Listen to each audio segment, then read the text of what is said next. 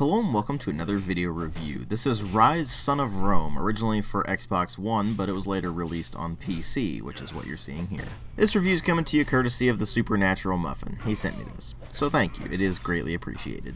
This is a hack-and-slash game developed by CryTek and originally released as a launch title for the Xbox One in 2013, and it later saw release in 2014 on PC. It was released to a fairly mixed reception. A lot of people seemed to enjoy it, and a lot of people really didn't like it, and there's pretty much everything in between. And what's important to remember here is what is being praised about the game, because pretty much universally the visuals and sound are praised, but when you get into the actual meat of the game, the stuff that actually matters, that's where things start to get a bit more murky. So let's go ahead and delve into this thing and find out exactly what it is, and whether or not it's actually worth playing. Well, like I said, the presentation is one of the things that get pretty much universally praised, and for very good reason. The visual quality in this game is very, very good, even though the game was released 2 years ago on PC at this point. It runs on the 4th generation of the CryEngine, and it was pretty much used as a technical showcase for that, because that was the version that CryTek was bringing out right around the time that the new consoles had come out. And it does a very good job of showing off the engine's capabilities, at least as much as a highly scripted hack-and-slash game can anyway. You've got very good texture quality for the most part. There are a few here and there that don't look as good. You have very solid modeling with mostly extremely good animations, although facial animations tend to be a bit messy sometimes. There were numerous instances where you would run across an NPC in the actual gameplay section and they wouldn't either move their mouth at all, or their mouth would be moving in that incredibly terrible looking way that looks like it came out 2 generations of consoles ago. But that's a fairly mild irritant because during the actual cutscenes and for all of the main characters, they have done an extremely good job of getting the lip sync and the facial animations done very well. And of course it really does help that there are a lot of very fine details to a lot of the animations. For example, the armor that the legionaries wear actually will rattle around in a rather realistic manner, and it looks great. And when you mix in the large set pieces and the rather nice particle effects and post-processing effects, you end up with a game that looks really damn good for the most part. It's just that you can very easily tell where they cut corners. Then you move over to sound design and things hit a similar level of polish. You have rather nice meaty sound effects that definitely sound appropriate to what you're doing. You have voice acting that is generally very well done. There are a few blemishes here and there, but for the most part the actors do a very good job with what they're given. The problem with that being more related to what they're given, but I'll get to that in a moment. And the music is very clearly inspired by the film Gladiator, which I do highly recommend. It's a very good film. But unfortunately, this game feels highly derivative in the music department just because it is very heavily styled like Gladiator. It's not a bad thing, it means that the music is very well done for the most part. It's just that you can't really shake the feeling that this is trying to be something of a Gladiator ripoff, and that's not just from the music, it's from other things as well. And this of course leads me into what really matter here, which are the story and the gameplay. And the story in this is that you play as Marius, who is a centurion in the Roman army at the later parts of the Roman Empire.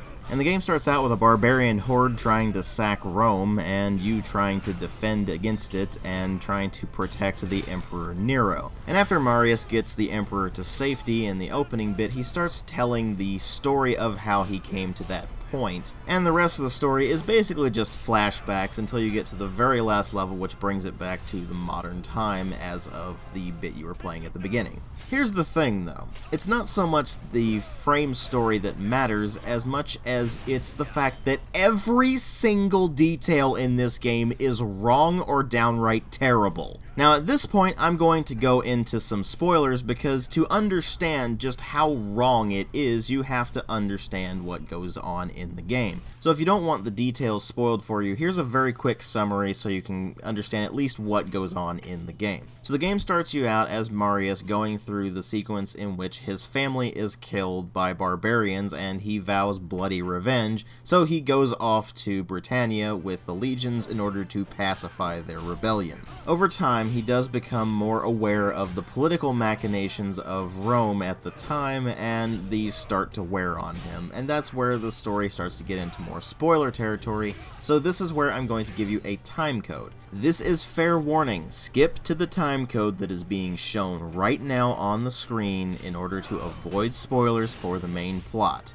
Again, you have been warned. Now then, where do I actually begin with how terrible this story is? Is it the incessant, nonsensical stupidity of the historical inaccuracies thrown all together in this game? Like, oh, I don't know, Boudica invading Rome with war elephants? Now, of course, if you know anything about basic geography, you know that war elephants could not possibly be a thing for Boudica because Boudica came from the British Isles, and all of the barbarians she would have been able to amass are basically Britannians, and maybe a few Gauls here and there at best. But no, the writers of the game didn't care about historical accuracy, so they have Boudica ride into Rome on the back of a war elephant while her army of endless barbarians streams in and basically sacks the city under Nero, who has 2 sons even though he never actually had any sons in real life, and never mind the fact that Boudica never left the frickin' British Isles. You can cry alternate history all you like, but this thing is so far removed from actual history that there is literally no basis for it other than the look of Rome at the time that they were trying to depict.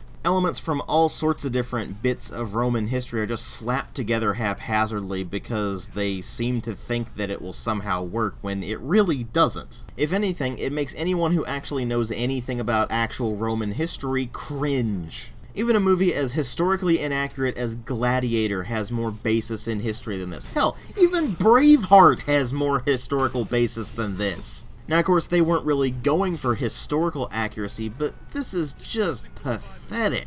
There's a line that needs to be upheld when you go for something that is historically based but not necessarily historically accurate. It needs to be accurate enough as to be believable, and what ends up happening in Ryse is that it's so wildly in the realm of fantasy that it doesn't even make any sense at all. And hell, it can't even get the fantastical elements of its story right. It has this whole legend of Damocles, the legendary Roman general who was abandoned on the field of battle by his fellow generals and then was resurrected by Nemesis to go seek bloody revenge on those cowards, which sounds badass as hell. You get to take on the mantle of this legendary figure from myths and go and seek bloody revenge against those who have wronged you in this video game fashion. Sounds awesome, except that that's not the actual legend of Damocles. You see, the actual legend of Damocles is that he said to his king that it must be awesome being king because you get all this power and authority and you have all this magnificent wealth around you and everything. And then the king's like, okay, you know what? We're going to switch places for a little while so you can actually understand what it's like. And so he decided to put this sword hanging by a horse's hair above Damocles' head while he was on the throne and living in this splendor. And Damocles quickly realized that actually being a king is not really all that great. You know, it's a whole heavy as the head that bears the crown legend, and it's where we get the term Sword of Damocles, which is any great peril hanging by a thread above someone's head. And then, of course, there's the whole Summer and Achillo thing that they've got going on, where Summer is the good goddess who is there to preserve Rome, and Achillo just likes chaos, and so he's just trying to mess with it and bring about the fall of Rome. And that plot never goes anywhere, and the story actually resolves with, oh, by the way, Marius is the hero who saved Rome forevermore, and Rome persists to this day in its magnificent splendor. Now, it's not just the wild inaccuracies they've got going on in both the historical fact and legend department.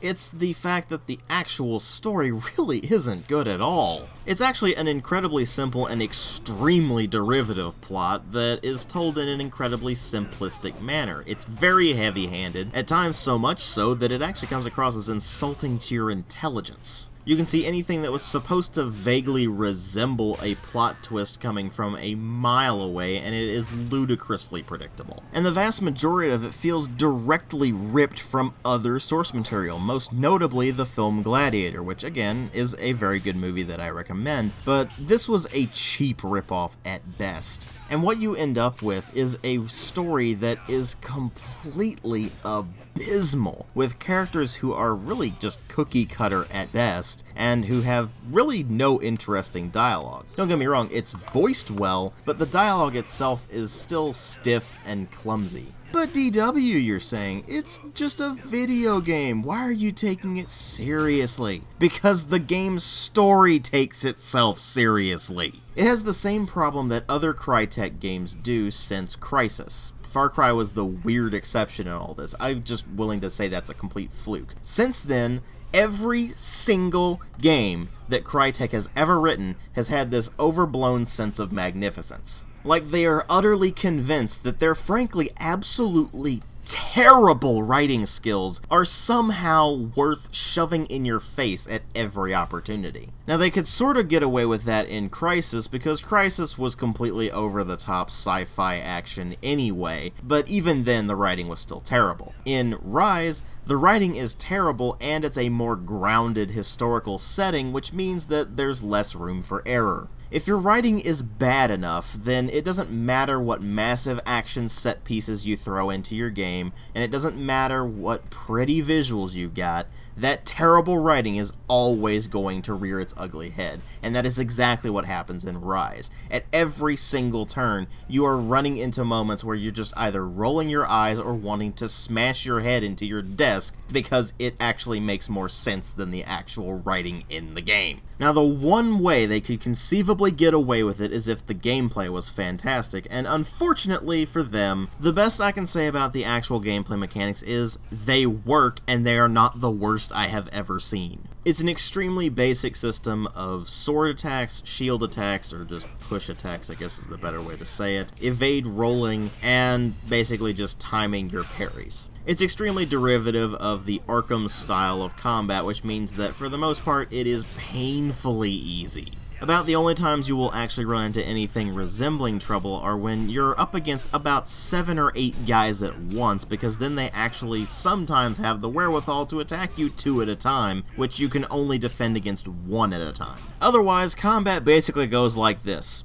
stun, slash, slash, stun, slash, slash, execution move. Move to the next guy. Stun, slash, slash, stun, slash, slash, execution move. Move to the next guy. Repeat ad nauseum. Sure, it's impressive to look at for the first few minutes, but then you very quickly realize that there is absolutely no real depth to the combat system whatsoever. You're fighting the same handful of enemies throughout the entire game, with only a handful of different enemy types that will be thrown in your path. There's your basic guy with an axe, then there's your basic guy with an axe and a shield. Then there's your basic heavy attack guy who has to be dodged. Then there's your basic guy with 2 swords that you have to parry at just the right times to be able to knock off balance. And then toward the end of the game they throw in an additional enemy type that charges you but is otherwise pretty much indistinguishable from the guys with shields. They all have extremely simple attack patterns that are rather easy to predict, particularly once you get toward the end parts of the game, and you're still dealing with the incredibly simplistic combat system to begin with.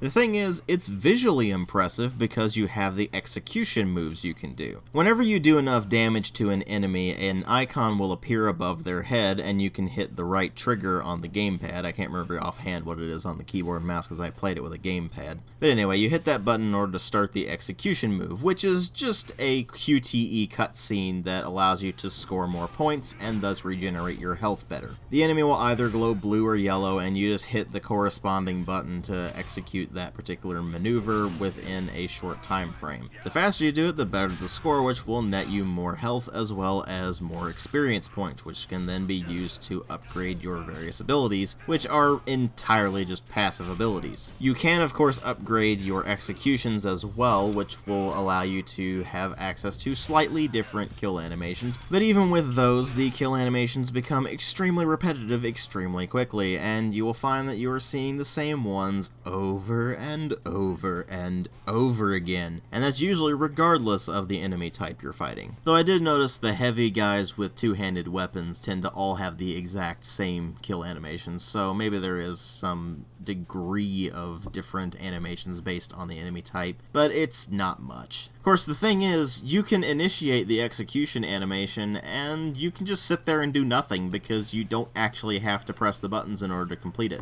It'll just keep going on its own. The only thing that the button presses do are give you more health and experience points, so that's entirely your decision. And I found that most of the upgrades really aren't that necessary. They make an already pretty easy game even easier, so it's really up to you as to whether you would want to bother with something like that, even though the game throws experience points at you like candy. But think about it, that's what you're doing throughout almost the entirety of the game. Just hack and slash combat that is extremely simplistic.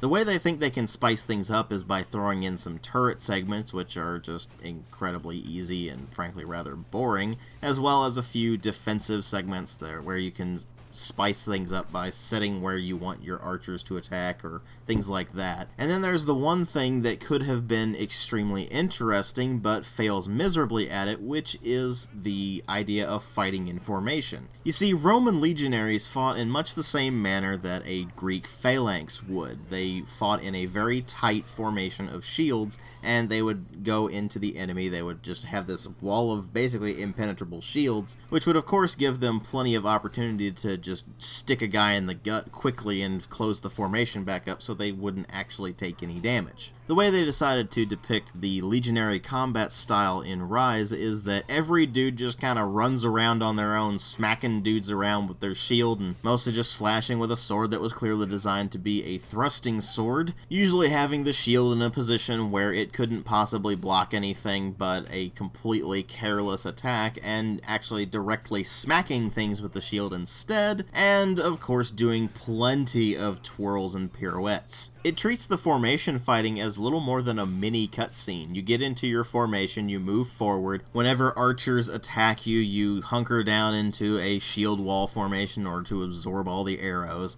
and then you keep moving forward until you've got a good position to attack them with javelins, in which case you just hold down a button and it lines up everybody, and then you let go of the button and it just instantly kills them all. Something that could be really interesting is ultimately extremely boring. And that's really just the gameplay in general. It's an extremely boring game in the long run because those execution moves wear off very quickly, and what you're left with is a subpar hack and slash game with some really crappy interspersed segments that don't actually do anything to break up the monotony. About the only real saving grace of the single player campaign is that it's really short. It's about 5 hours long, and that was playing it on the hard difficulty. I'm sure if you played it on an easier difficulty than that, it would be even shorter. And that of course brings up the question of replay value, of which there basically is none, because once you get through the single player campaign, there is a co-op multiplayer mode that allows you to grind your way to better equipment by fighting as a gladiator in the arena. You want to know what you do there? You just use the same exact hack and slash mechanics you've used in the single player campaign in a co-op multiplayer wave-based format.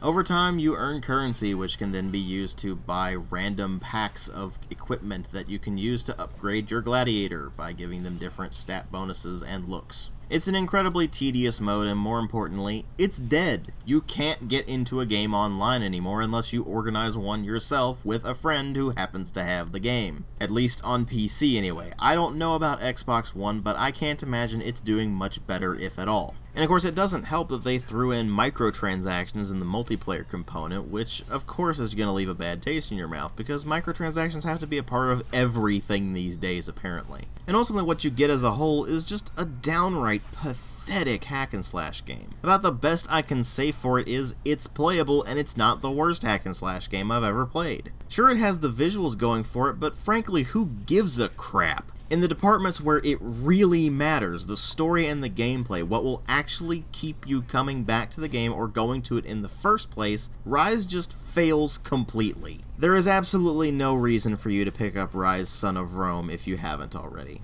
Just avoid it. There are so many better hack and slash games out there, and while they may not be as pretty as this one, and while they may not necessarily have the same setting as this one, at least they got it where it counts, in the gameplay and the story department.